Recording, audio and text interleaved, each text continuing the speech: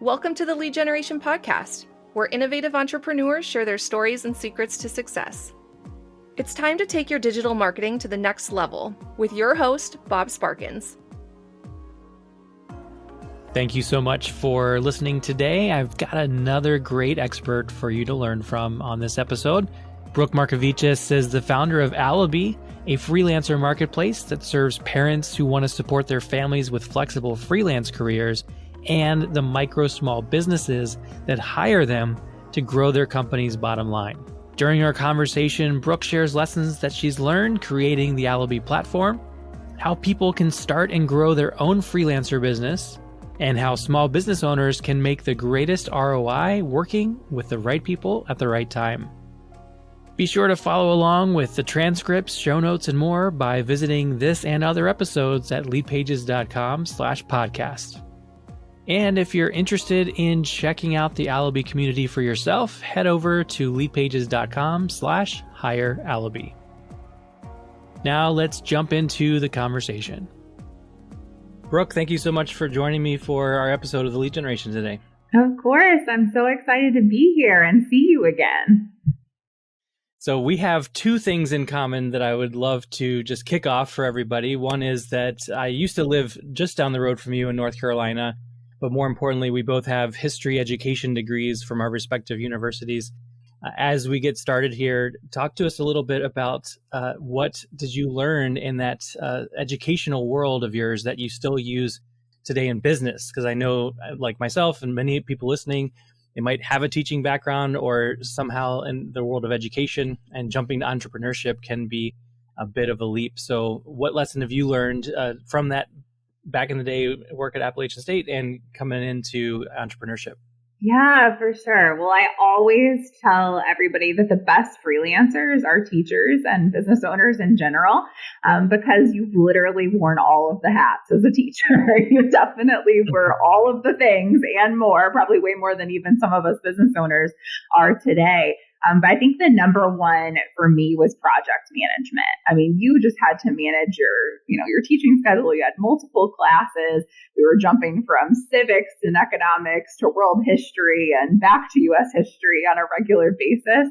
And then just keeping that plan rolling and having a lesson plan every single day and being able to adapt and change if school was out, and always constant iteration. And then also just in general, history, I think, is such a great thing to learn when you're going to college, because it's that cause and effect and making sure that you're looking into what's actually happening before you go take action. I think it's just a really great way to, utilize that in your business and that experience for sure. Very cool. And after you graduated from your undergraduate, you did some work out in the real world before going to Boston University. That's a really interesting path for a lot of folks, because some of them will just jump to entrepreneurship. Some of them will go through a career for decades. You've obviously done a little bit of this, a little bit of that. Talk to us a little bit about that transition as you made your way through to deciding what you want to be when you grow up. Yeah, this was not what I thought I was going to be when I grew up, for sure. My parents still make fun of the fact I wanted to be a marine biologist forever because we went on some boat trip and learned about jellyfish. But obviously I didn't go in that direction. But I've always been a super curious and inquisitive person, which I think led me into entrepreneurship eventually. But I specifically, after graduating, I graduated in 2008 in the recession, and there weren't even teacher jobs that were really prominent. So I ended up actually teaching at a school that was for kids with extreme behavior and emotional issues for a while. It was a great experience and really taught me a lot about myself and my own grittiness, which would help me later in entrepreneurship. And then I did some work in nonprofit. And then I found that I had always loved tech. I was the one fixing everybody's computer and tech issues. And I also was pretty burnt out of nonprofit work. And so I decided to go back and get my degree at Boston University. And I always tell people that you never know where those little dots are going to lead you one day, and they all connect in some way. And I definitely think that every single part that I encountered in my career has led me to where I am today, whether the nonprofit experience helps me with any of our nonprofit clients that come in, or just the whole idea of impactful business and making an impact in the world. All of it came from my previous background, or the history bit with project management. But we learn from all of those experiences, and they help us to get where we're at today. Perfect. So we're going to talk about both sides of freelance universe today with Allobee and what you've started and where it is, where it's going. Before we get into the tactics of both sides of that, I would love for people to understand a little bit more about what is that mission that you have with Allobee and how did the name come about? Yeah. So after I got my grad degree, I got a job at Postmates when they were at about Series B, and I loved the gig economy. I loved the fact that you could get work for a really quick gig, and it was really flexible. I had always had a side hustle throughout high school, college, and into my career, and I really was intrigued by it. But then I had my daughter, and I needed flexible work, and I didn't want to work 70 to 80-hour work weeks for a startup that was not very friendly for a new mom. And so that's really where my experience came from for why I started Allobee. But I started freelancing, and I worked predominantly for these micro businesses and nonprofits that were really small and overwhelmed and time poor, and they needed support. And so that's really where the idea for Allobee came from. And our name is pretty unique. It's totally made up. We needed a name that would, show up in all of the search engine optimization, but also be something we could claim across social media. And that's always a fun thing as a new entrepreneur to name your business. But I had always been really intrigued by this concept of allo parenting or allo mothering, which is what elephants do. So when a mama elephant has a baby, the whole herd of elephants takes care of that baby while the mom recovers and as the baby grows up. And I feel like here at Allobee, we really take care of these newer businesses and these smaller businesses that need that herd or that extra support. We're here to do that here at Allobee for our business owners. And then our bees are our worker bees. And so we needed something to add to Allo, because actually Google owned allo.com. And so we needed to add a little extra in. And I've always been a fan of bees. I love everything that has to do with them. And I felt like since we were a predominantly female workforce that we're pretty underestimated, yet we have a powerful sting. So that's where the name Allobee came from. Awesome. Love that story. And I obviously got to hear that before when you opened up the Minneapolis market for Allobee not too long ago. It was great to be there. Thanks officially for the mug, those of you watching on the screen. And now let's talk about the two sides of Allobee. So first thing, before we talk about the Allobee way of helping people find freelance work, when you were trying to do freelance originally, what did you struggle with? How did you find clients so that you could, take care of your daughter and, have a good income while you're also being a full-time mom? Yeah. So when I first dove head in, I was pretty lucky because I had some technical skills, which kind of helped me to stand out in the freelance environment, because so many people, especially females, are not as attracted to, for whatever reasons, to the more technical side. And so I was able to help support, especially nonprofits and small businesses that were really needing some extra support with their technology, specifically web design, or if it was a female founder, getting their MVPs out into the world. But what I found is that I didn't really like the platforms that were out there. You had to consistently be on them. You had to test into them. It was really time consuming to get up and running. And then if you were just coming in and out of needing jobs, it wasn't very flexible for somebody that wanted less than 20 hours a week to interact on those platforms. It was really made for people that were going to be on there hardcore all the time trying to get work. And that's just not what I wanted for my flexibility as a freelancer. And so that was one of the reasons that I created Allobee the way I did, is that I wanted a platform that was specifically for the flexibility of a caregiver or a parent, that they could come in and get work when they wanted to and not worry about it when they didn't. And we were still there when they needed it again. And there wasn't that barrier to enter, which a lot of platforms had. And so that was one thing that I really wanted to make sure that was handled. That headache was kind of off of their plate. And then the other big thing that I struggled with was I didn't have a huge network. I was coming from nonprofit and then into grad school. I didn't know a lot of business owners. And so I really wanted to, it was appealing to me, these marketplaces that were out there. I just didn't like really how they operated. And so I wanted some work brought to me and curated, into my workflow. And so that's one of the reasons we added in the ability to get jobs within the Allobee platform. Awesome. So as you mentioned, you're specifically targeting moms who want the flexible work, who have professional backgrounds of some level. What are some of the skills that you see are in high demand within the Allobee platform that people could be strengthening of their own skill set? Yeah. So a lot of times we get former teachers and healthcare workers and women that have been at more mid-level jobs in corporate America that are really great at transitioning into an executive assistant role or virtual assistant, marketing assistant, bookkeeping, or like early web design. So really those support areas that come with a business. So these are going to be the implementers. We're really good at implementing here at Allobee. So you bring the strategy, or we can help you get the people that can get you the strategy. And then we will be there to take those tasks off of your plate. So we are all here in the United States, all of our freelancers right now, and some in Canada.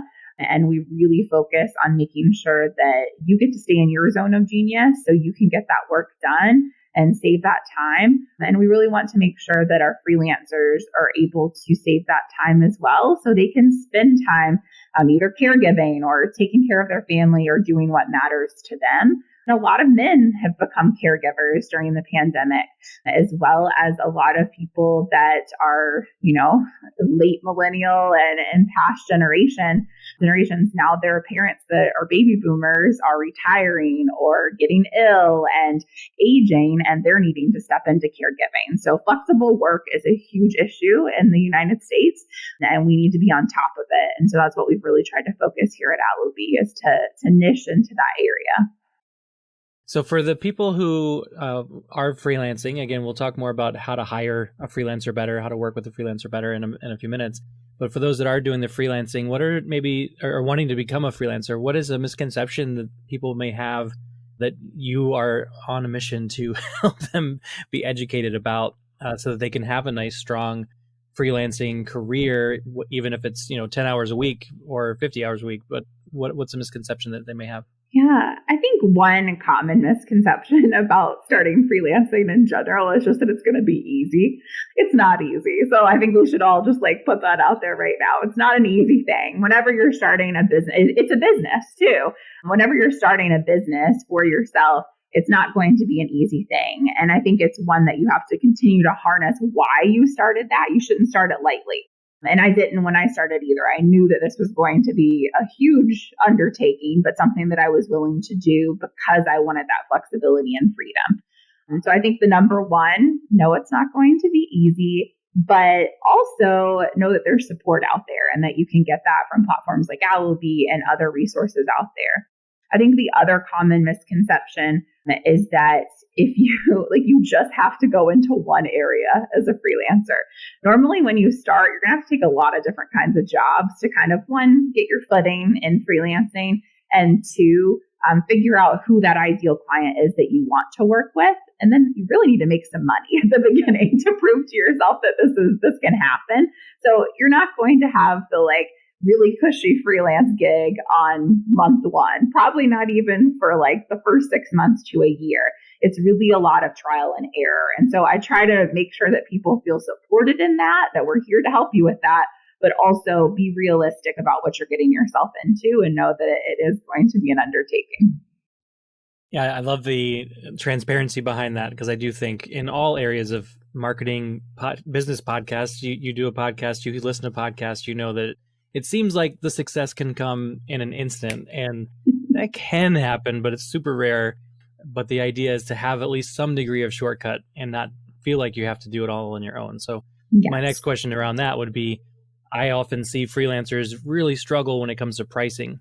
And I'd love for you to talk for a minute about, for that relatively newer freelancer, first few months, how should they be approaching pricing in a way that pays the bills, but also gets them good clients that they can work with for a while? Yeah, for sure. This is the number one question we get asked, and one of the reasons we set up our platform the way that we did. So I probably will take a very contrarian statement on this. I am not pro charge a lot of money as a freelancer. I think one of the reasons is because I specifically, and we do at Allobee, target micro businesses, and micro businesses cannot pay a premium amount of money for a freelancer. Also, you need to know, is this your full-time gig or is this something that is a side hustle? There's different areas of what you're going to be able to put into depending on what your goal is. And specifically for setting a price, we scope out work and set prices at Allobee to take away that headache from you. So you know exactly what you're going to get paid for that project or hourly, and we tell the client, we handle it and get it all set up. Or we have the ability to set up on-demand jobs where the pricing is specifically listed per hour. So at Allobee, we tell you exactly how much the average is to be charging for the specific type of task. It's usually the mid-range. We're pretty good at being about the middle range of that service and that pricing here at Allobee. Not the lowest for sure. But I think one of the things that you need to look at is reverse engineer. What do you need your monthly amount to be to make this work? So if you're adding it as just 10 hours a week and it's going to be extra money for your family or for you as a business owner, great. Then you know that this is going to be extra money for you. But if you need to make $2,000 a month, then you need to make sure that you figure out a way to do that. And that might involve you having a higher rate because you can only take on so many clients during a 10-hour a week or 15-hour a week time that you have to work. So you need to make sure that whatever it is, you can hit that goal. And sometimes that means having extra revenue streams and getting creative with ways to bring in money. But if you start too high too soon when you don't have enough, to back that, so you need a portfolio to back it if it's a more technical or design element position. And you also need references and testimonials to be able to share to lock in those jobs. So you probably have to go a little bit lower than you want to at the beginning, but don't feel afraid to, in a month or two, once you've got some work under your belt, up that price. And one thing that we provide at Allobee is a template for you to increase your prices. And it's really plug and play, but sounds really great. And it takes away that pressure of, all you have to do is put in a number. You don't have to write the whole email, just get it out there. Because a lot of times, especially females, we struggle with charging our worth. And so this usually helps a lot with that. So some of the people that are getting gigs on Allobee and maybe other platforms, they'll likely have 3, 5, maybe 10 clients. They could have a wide range or just one focused one. How do you encourage your folks to manage their time so that they deliver a good service in a right amount of time for the clients that they're working with? Yeah, for sure. So one thing that we do is you can't have more than 30 hours of work on our platform at Allobee. And we encourage you to be more realistic about how much you actually can take. So we try to manage what we can at Allobee without going over that amount. We also do activity with our freelancers when they first come on to Allobee to talk about setting up that time management. And it's something that we come back to every few months at Allobee. It's just looking at kind of zooming out, going back to that monthly revenue goal, honestly, every single time. It's like, how much do you need to make? How many clients or projects does that equate to? And do you actually have the time and bandwidth to do that? And preparing for those ebbs and flows, I think, is really important. So I just encourage people to really get realistic and always buffer time in. You should always have extra time per week in case a client emergency comes up or something comes up that you can't handle. And one thing that I would say is my best tip for all freelancers is be proactive in your communication with your client. Do not tell them Friday at 5 o'clock that you can't make a deadline for Saturday morning or whatever it is. Give them a heads up. Even if you're not going to make the deadline, they're going to be much more appreciative and okay with it if you just tell them ahead of time. And so I always encourage our freelancers to do that, whether you're getting this. We had this a lot because people got sick with COVID during the first 2 years, especially of our business. But, maybe you're going on maternity leave or you're preparing for a vacation, whatever it is, people want to work with you to make it work. It's just you need to be proactive in your communication. Perfect. We always hear that content is king, but how are you supposed to create a content plan while you're busy running your business? Don't worry, we've got you covered. Download our free content marketing calendar and get loads of content and promotional ideas for every month of the year. Use our suggestions to create fresh content and add your own ideas to create a winning promotional plan. Go to leadpages.com/calendar to grab this free resource. That's leadpages.com/calendar. Now, let's get to the second half of this episode.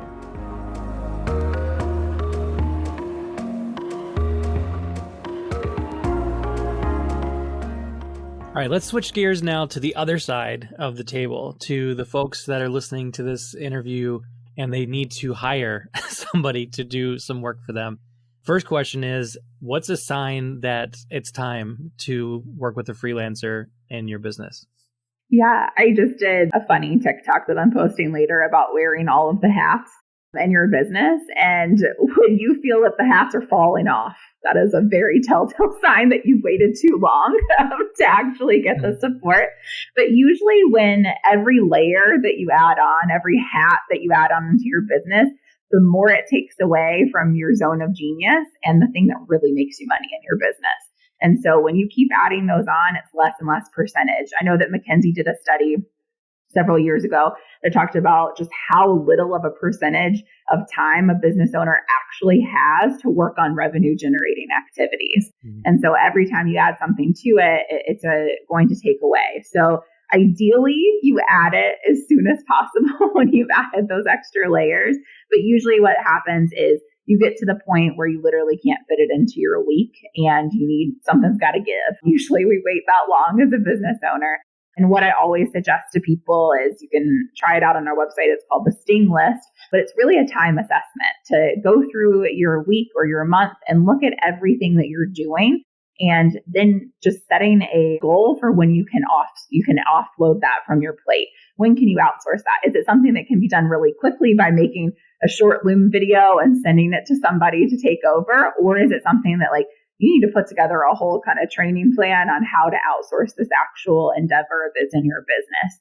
And so really looking at what that looks like for you and your business. And then also, how much money do you have to actually outsource? Can you outsource just one project right now? Can you bring on 10 hours a month? What does that look like? And one of the reasons that we set up Allobee the way that we did is that we let you just get 10 hours in a 6-week period of time, or 20 hours in a 6-week period of time. Because we know that in that first time that you're outsourcing things, it can be really scary to commit to a 6-month commitment, a 3-month commitment. You're a newer business owner, and we wanted to take away that barrier to outsource in those early days of business, because it can completely transform your ability to grow and scale if you start getting those things off of your plate and you stay in those revenue generating activities. Yeah, I think the budgeting factor is always a big question that I know freelancers have. I know I've had it in the past. My wife has it as an executive coach. She's always thinking about, which part of the plate can she shuffle? For those that are getting started in this area, I asked you the misconception for the freelancer, flip side for the person hiring a freelancer. What kind of thing do they usually get wrong initially, or they believe incorrectly about hiring freelancers? Yeah, that's a good question. I think the first one is how long it takes to onboard. I think people think that it's a really long process to onboard a freelancer, and it doesn't have to be. Kind of going back to the concept of being proactive on everything in your business, one thing that you can be proactive of is as you're setting up processes in your business, just make a quick Loom video, note it somewhere. So when you do need to outsource that, it could be as simple as sending somebody a Google Doc with a whole bunch of Loom videos and saying, take this over, I'm ready to go. So onboarding does not have to be this massive endeavor. And I think that that's one of the biggest misconceptions. I think number 2 is people do think it's a lot more expensive than it is to get stuff off of your plate. So one of the cheapest things that I always suggest people do is kind of their first outsource. So it could be one or two things. One is to hire a bookkeeper. It'll be the best thing you ever did for your business. They don't have to be insanely expensive. It depends on all of your needs. It could be as simple as a virtual assistant just helping with your invoicing or something simple.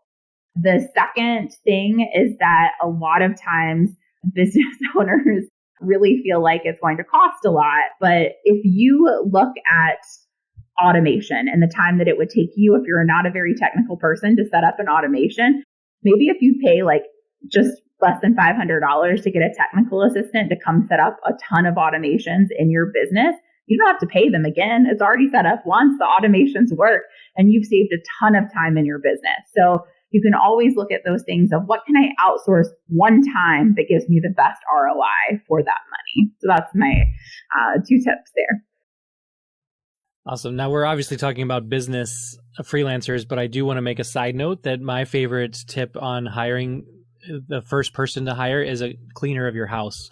Oh my gosh. Get somebody into your home to take care of that once a week or once every 2 weeks. That just frees up that mental energy for, 5-6 hours, whatever it happens to be. And again, we're focusing on what can you replace time-wise so you can focus on those revenue-generating activities. Yes. I also think it's obvious that there are some freelancers that are very good at helping you with the revenue-generating types of activities. So we talked a little bit about the brain-sucking vampires of bookkeeping and cleaning your house, things of that nature. Yes.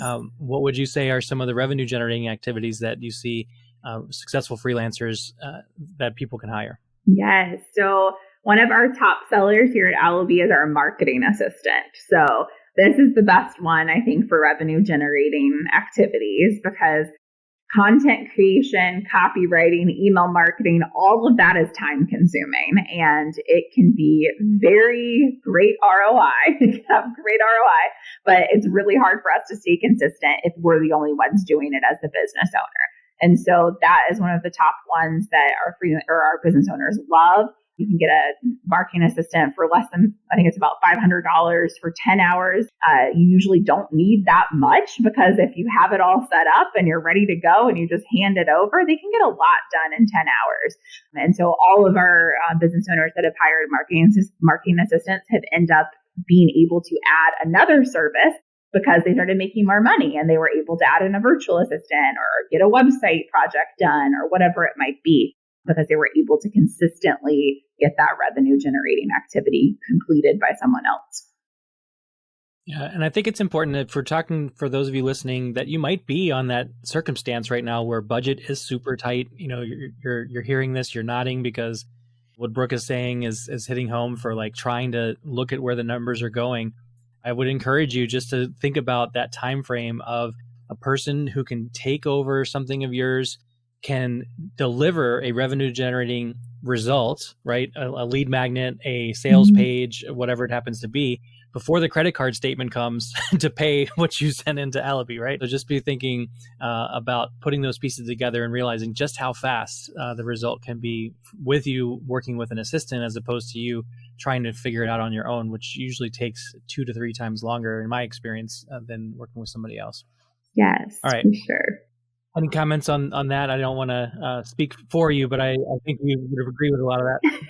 I would just say too that, one of the things that I love that I've had our freelancers help to set up for us too is, like, honestly, we'll just give Leadpages a plug right now, but getting all of our Leadpages set up, because that way we can see what's working and what's not. You've got to look at your numbers and your metrics as a business owner constantly. And one of the things that I think is really important, if you're wanting to have those revenue generating activities occur, are you tracking it? Can you see how this is actually helping you? Because if you can't see that, you're not going to be able to know what that ROI is. So I'm a big proponent of making sure you look at your metrics, have like a financial Friday and metrics Friday as a business owner, or a Monday, whatever you want to do, to make sure that you're seeing how it's impacting your business, or you won't understand how beneficial outsourcing can be. So one of the questions that I know I should ask you, or we should talk about, is communication. Because I think one of the biggest challenges a lot of folks have when they ask freelancers to do work is they think the person didn't deliver, but it was mainly communication challenge, right? So talk to us a little bit about how can a business owner be really good at communicating exactly what they would like a freelancer to do, so they can avoid the back and forth that may come from not that. Yeah. So going back to the early part of our conversation where I said one of the best things that I learned from teaching was project management. So I think one of the biggest problems in freelancing and the whole freelance space is the lack of quality project management that goes into every project that's done. So one thing that we really push here at Allobee is on your first call that you have with your, both, this is for business owner and freelancer to listen to, you need to make sure that first call you have established a scope of work. What is that scope of work? You don't have to write a whole SOW document and go all crazy, but just literally, what are the bullet points of what's going to get done ideally in an ideal scenario world? What are the deliverables going to be, and when should they be accomplished by? Make sure that that is set in stone for both you as the business owner and you as the freelancer, and that both people understand that that communication line is very clear from the very beginning. And then check back in with those, like, have I delivered this? Like, are those things happening?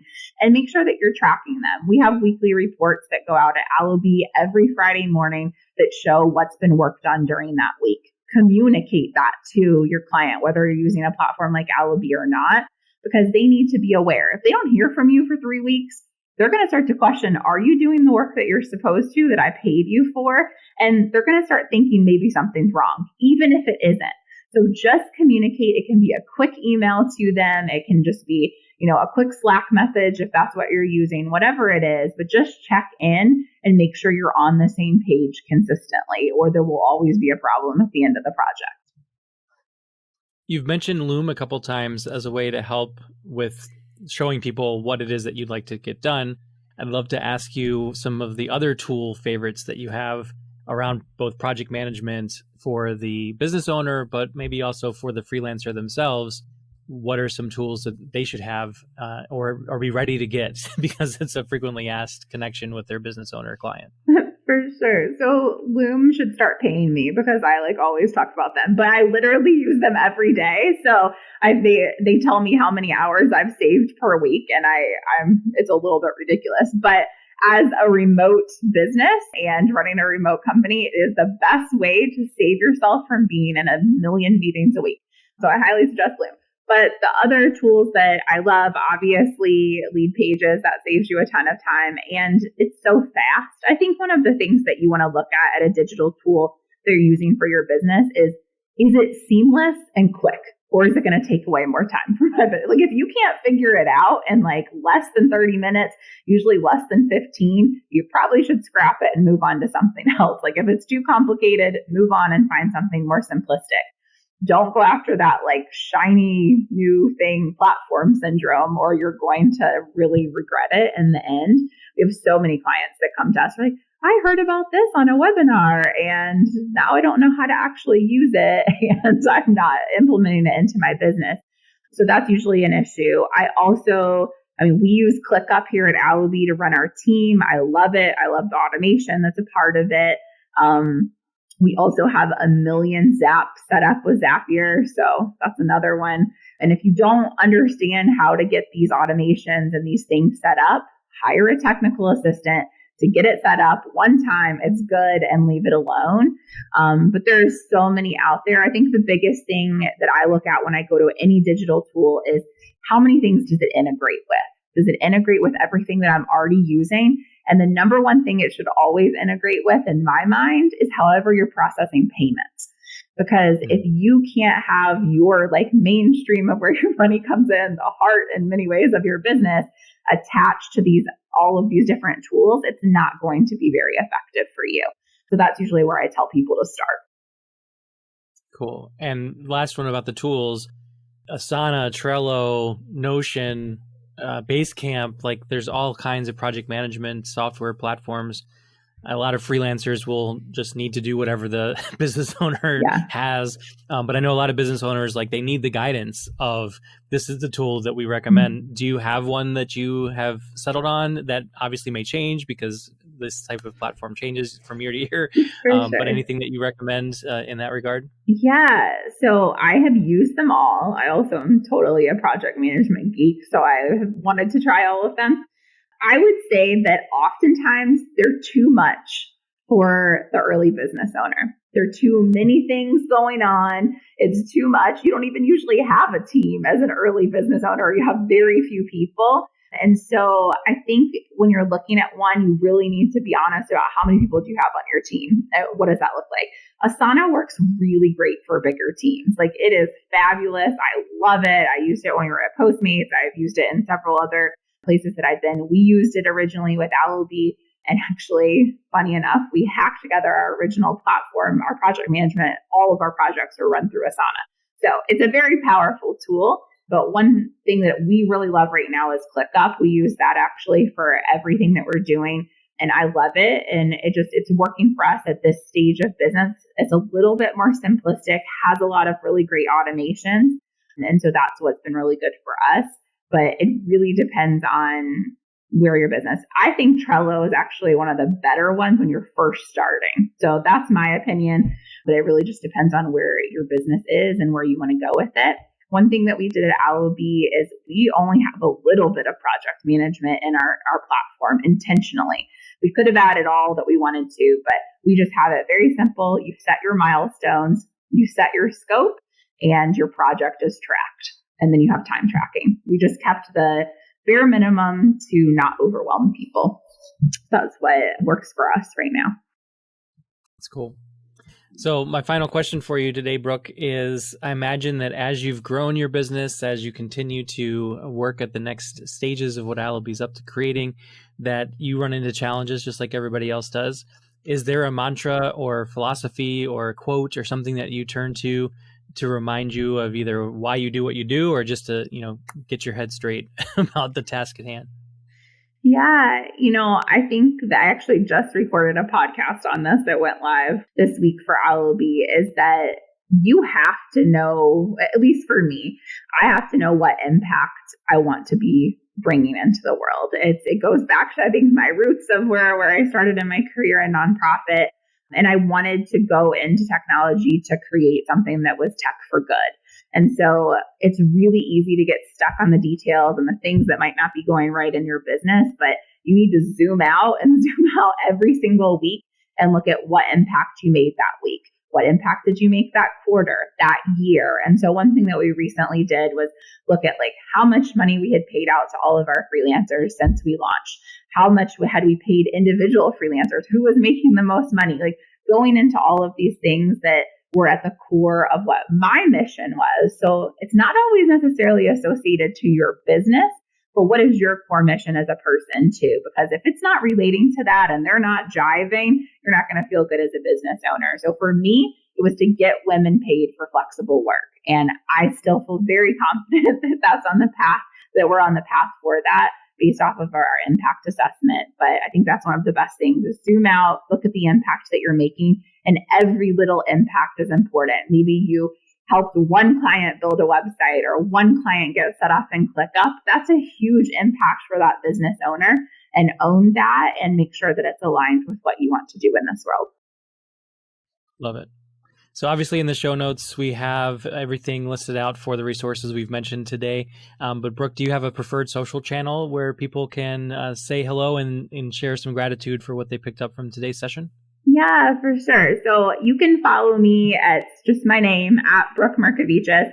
I'm probably the most on Instagram just because I've had a pretty loyal but small following that has followed me throughout all of these random connected dots that are still supporting me and Allobee. So that's where you probably can get the most unfiltered who I am. We are really focusing on our TikTok, which is just at Hire Allobee right now. And so if you want to get some good educational and fun content as a freelancer or business owner, you can head over there. Awesome. Thanks so much, Brooke. Of course. Thank you, Bob. That's a wrap for this episode of the Lead Generation Podcast from Leadpages. Take a moment now to subscribe to the show so you don't miss a single episode. Then head over to leadpages.com/podcast for show notes, bonus resources, and more ways to elevate your business. Thanks for listening.